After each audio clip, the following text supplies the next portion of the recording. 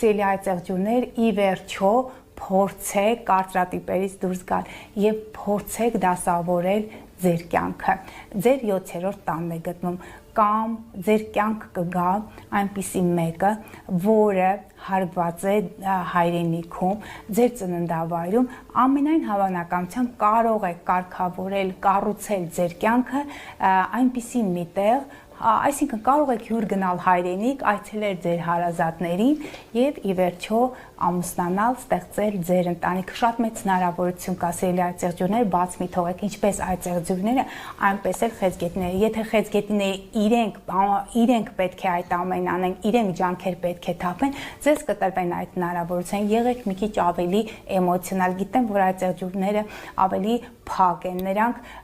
կարծրատիպերը կոտրեք այդ կարծրատիպերը եւ փորձեք մարդկանց գալ ձեր կյանք եւ ուղղակի նվերներ արեք ձեր սիրելիին, ձեր ընտանիքին։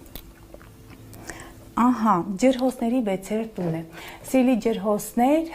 6-րդ տունը դա աշխատանքն է, առօրյա աշխատանքն է։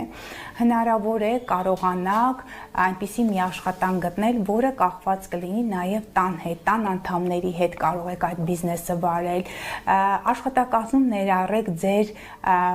այնպիսի մարդիկ, որոնք հարգի են ձեր շրջապատում։ Աչքաթող մի արեք ձեր լավագույն աշխատակիցներին, փորձեք լինել ավելի այսպես